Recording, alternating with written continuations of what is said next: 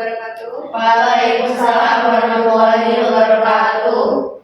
Baiklah, pertama-tama saya ucapkan terima kasih kepada teman-teman semua karena bisa menyempatkan waktunya dan dapat hadir di konseling kelompok hari ini. Sebelum kita mulai, marilah kita membaca doa menurut agama dan kepercayaan masing-masing. Berdoa mulai.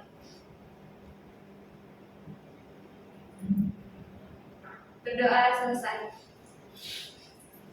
Apa kabar teman-teman semua? Alhamdulillah. Oke, sebelum kita mulai sesi konseling kali ini, saya terlebih dahulu akan memperkenalkan diri. Perkenalkan, nama saya Sufiani Cahyani dari kelas BKPI 4C.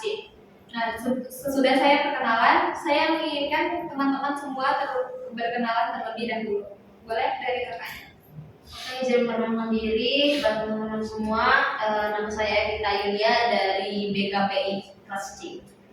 Perkenalkan, nama saya Safia Nurul Hidayati, saya dari BKPI 4C. Saya Vina Musia dari BKPI 4C. Saya Niki Aprilius dari BKPI 4C. Saya Dwi Dini dari BKPI 4C.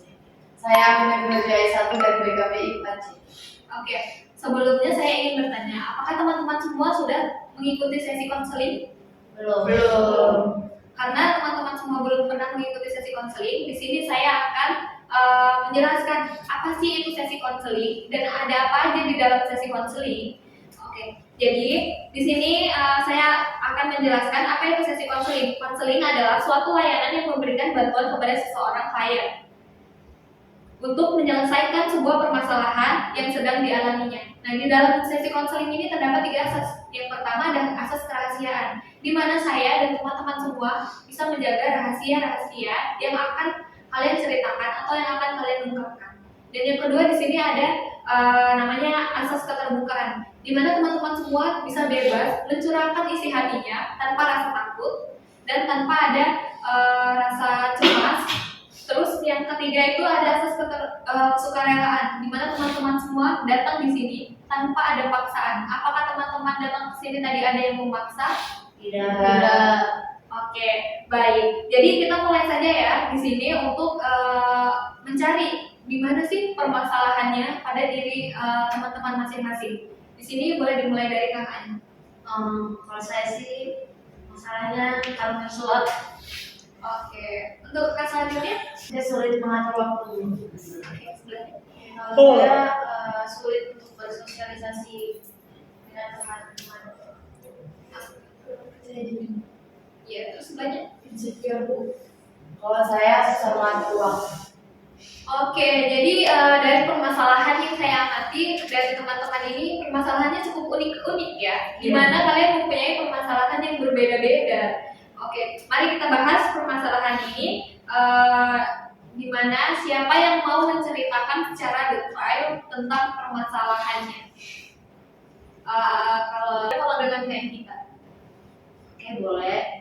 Oke, selanjutnya Kak Evita boleh menceritakan permasalahannya tanpa harus ditutup-tutupi. Dan kami di sini akan mendengarkan tanpa harus membocorkan apapun itu dari yang keluar dari mulut Kak Evita. Dipersilakan untuk Kak Evita. Oke, jadi gini teman-teman, saya kan udah setahun lebih suka berkegantungan dengan permainan yang dinamakan judi slot. Nah, jadi itu pun dari awal saya bisa main slot tuh karena dari teman-teman saya, bawaan dari teman-teman saya. Awalnya saya coba-coba kan dulu, lama-lama saya merasa lancar. Juga selain dari judi online itu pun saya jatuhnya kayak pergaulan bebas sih, minum-minum gitu sama teman-teman saya. Gitu. Jadi tapi yang ditekankan di sini dan permasalahan saya untuk bercerita pada ibu pada hari ini itu karena saya udah ketagihan itu main judi slot. Nah, terus juga untungnya sih selama saya bermain judi slot ini saya nggak pernah yang namanya ngutang ke orang gitu, apalagi ngutang pinjol kayak orang-orang pada umumnya. Itu permainan judi slot itu saya lakuin itu kalau untuk ngisi waktu gabut aja gitu. Terus kalau lagi ada duit juga, karena biasanya kalau untuk main judi slot itu bisa lah kisaran saya masang melibatkan tuh paling rendahnya 10.000. Nah, jadi nanti dari 10.000 itu beranak-beranak jadi banyak kan. Nah, itu yang buat yang buat saya jadi ketagihan untuk bermain judi slot. Nah, terus di sini saya ikut sesi konseling dengan ibu. Itu saya pengen nih dapat solusi dari ibu gimana sih caranya buat apa ya? Menghilangkan nih rasa ketagihan saya atas judi slot walaupun sama saya main ini saya nggak pernah yang namanya utang-utang. Tuh. Oke, kan tadi Mbak Evita itu karena mengisi waktu luang ya. Emang sebelumnya aktivitas Mbak Evita ini apa sih? Aktivitas saya sih nganggur bu, nggak mau ngapain di rumah. Paling ya kuliah, terus ya kalau udah di rumah ya udah main, kalau nggak ya itu nyelot kan. Jadi ya udah saya nggak ada aktivitas lagi. Saya mengikut UKM sih sebelumnya. Cuman kan apa ya? Saya jarak kampus jarak dari rumah ke kampus saya itu lumayan jauh gitu. Juga untuk wilayah kampus saya pun lumayan rawan kalau misalkan udah menjelang malam gitu. Ya jadi saya memutuskan untuk main slot kan bu. Apalagi sebelum kuliah itu juga saya udah main slot gitu. Makanya karena apa ya, saya merasa kayak walaupun nih tapi uang saya pribadi itu juga udah habis-habisan gitu loh bu. Jadi gimana sih caranya buat ngurangin rasa ketagihan saya terhadap judi slot tersebut? Oke, sebelum kita membantu Mbak Evita, saya ingin bertanya lagi kepada Mbak Evita. Apa tanggapan orang tua Mbak Evita? Apakah orang tua Mbak Evita tuh tahu tentang Mbak Evita yang ketagihan judi, atau Mbak Evita tuh melakukannya diam-diam seperti itu? Oke, kalau misalkan untuk melakukan judi slot itu jujur aja saya diam. Cuma memang itu udah ada kecurigaan dari orang tua sih, sempat nanya kayak kakak main slot ya gitu. Ya saya sebagai anak kan apalagi saya perempuan, saya jawabnya ya enggak gitu kan. Jadi ya udah saya jatuhnya mainnya di belakang orang tua. Oke, ketika Mbak Evita sedang bermain slot, itu kondisinya tuh lagi di rumah atau lagi di luar, sedangkan kan Mbak Evita kan diam-diam.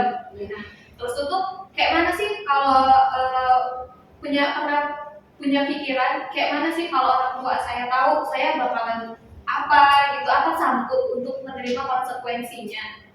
Kayak kalau misalkan untuk maksudnya kalau untuk main game sebenarnya enggak juga karena kalau misalnya main game sebenarnya cuma di rumah doang gitu. Kalau misalkan main cuma tahun-tahun nah kita masang semua gitu. Nah nanti hasilnya bagi rata gitu kan. Nah terus kalau misalnya untuk pemikiran tanggapan dari orang tua nanti gimana kalau misalnya ketahuan, saya belum ada kepikiran ke situ sih bu. Soalnya ya menurut saya karena enak kan, jadi ya udah sih jalanin aja gitu.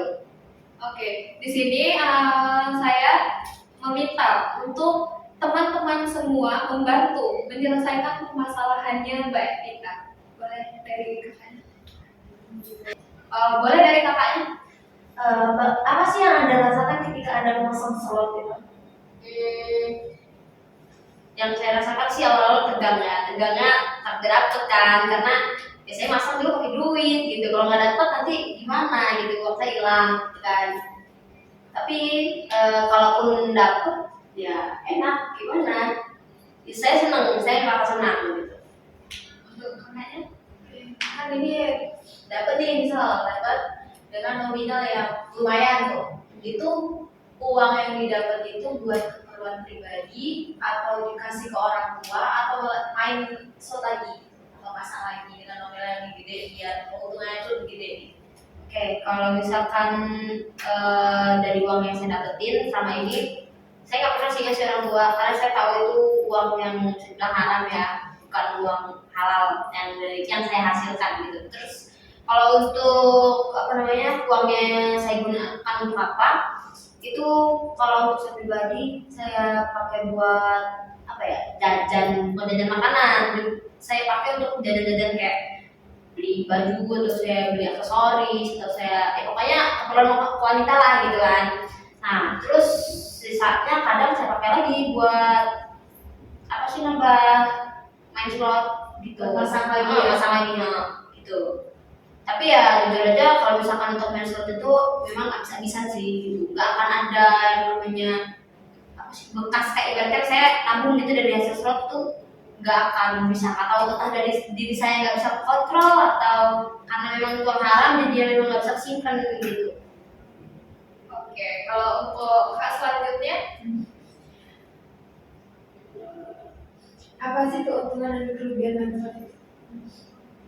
Oke, kalau untuk keuntungannya dulu ya, keuntungannya saya dapat duit, ya kan, saya senang.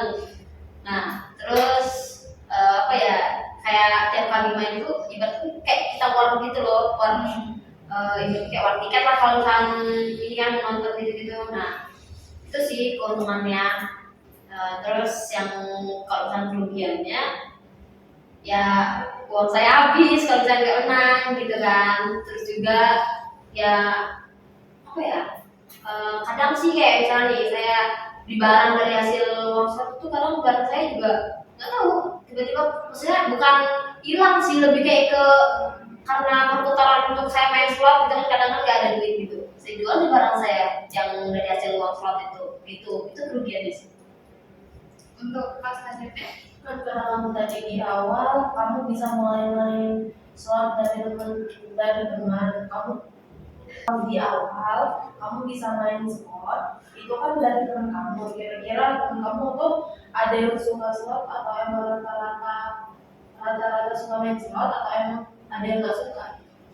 Kayak kalau dari teman saya sih nggak semua pada main slot ya, itu dari teman apa sih namanya, teman rumah aja gitu, memang pada anaknya aneh-aneh lah gitu. Saya juga kenal minum-minuman juga dari mereka gitu, jadi ya nggak semua teman-teman saya suka main slot sih.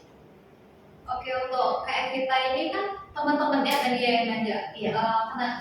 Ada nggak sih perasaan kayak aku mau tinggalin teman-teman aku yang ini, aku mau lebih dekat sama teman-teman aku yang lebih positif gitu.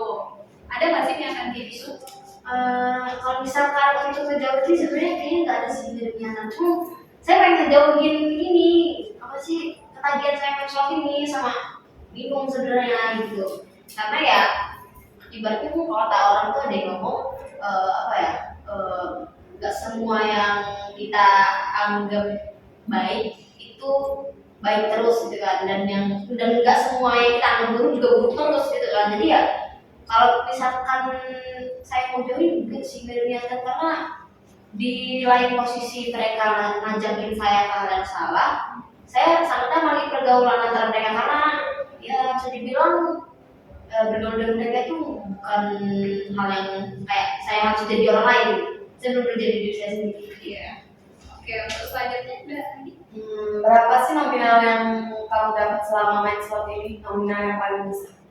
Selama setahun ini nominal yang saya dapetin itu saya paling dapat 10 juta. Itu dari saya main slot, awal saya coba-coba kan masang 100, terus beranak, saya jackpot, menanglah saya 10 juta. Itu paling besar sih. Itu muternya langsung kamu deposit lagi apa di gimana itu uang tersebut? Uang 10 jutanya itu kebetulan saya awalnya saya tabung nih. Nah terus waktu itu ada teman saya nawarin barang lah yang nggak perlu saya sebut barangnya apa, ya saya beli barang itu. Tapi itu masih ada sisanya jadi saya jadi putaran lagi untuk main slot sama kebutuhan saya sehari-hari, bukan makan ya. Kayak ya misalkan saya mau beli aksesoris atau kayak make up gitu. Pernah nggak sih kalau nggak ada lagi uang buat muter slot itu kayak aduh nggak punya duit lagi nih kayak gitu, terus udah masak tapi tetap kalah terus, itu pernah nggak sih? Kalau misalkan nggak ada uang untuk main slot sih, saya sebenarnya gimana ya, saya tipe orang yang ketagihan tapi saya nggak maksa. Jadi kayak gini, kalau misalkan main slot itu misalnya nih saya masang nih 25 misalkan, saya masang 25, habis nih udah nggak bisa main slot lagi kan saya, ya udah saya nggak yang terlalu nunggu, saya harus masang lagi, saya harus cari duit lagi kemana gitu juga. Oke, kalau di sini tadi kan sudah kita menanyakan beberapa hal tentang yang dialami oleh kayak kita. Nah, saya minta teman-teman semua untuk menyampaikan sebuah solusi buat KM kita. Kak Selvi? Saya mungkin kalian kita bisa ikut kegiatan lain untuk menggantikan aktivitas slotnya. Oke, kalau Kak Etika ada? Ya, mungkin ini kan tadi berawal dari teman ya, dari teman mungkin bisa dikurangi lagi lah main sama mereka yang memperkenalkan kamu dengan permainan seperti itu, dikurangi lagi. Untuk kakak ya? Iya, saya setuju nih dari pendapatnya Vika. Kayak kita harus lebih banyak bersosialisasi dengan teman yang positif. Oke, di sini apakah KM kita bisa mengambil apa yang disarankan oleh teman-teman KM kita untuk KM kita? Bisa. Saya tanya sekali lagi ya, Oke. apakah KM kita yakin bisa menerapkannya? Insya Allah bisa. Cuman mungkin saya perlu dukungan dari orang-orang sekitar sih. Contohnya sama teman semua ini ya lebih banyak ajak saya aja main gitu kan. Kalau misalnya saya lagi senggang, jadi kayak perhatian saya nggak selalu kali terus. Oke, apakah masih ada yang ditanyakan buat teman-teman semua? Cukup. Oke, baiklah. Mungkin pembicaraan ini bisa kita akhiri di sini. Dan seandainya di antara teman-teman semua ada permasalahan, kita bisa atur waktu untuk pertemuan yang selanjutnya. Saya akhiri. Wassalamualaikum warahmatullahi wabarakatuh. Waalaikumsalam warahmatullahi wabarakatuh.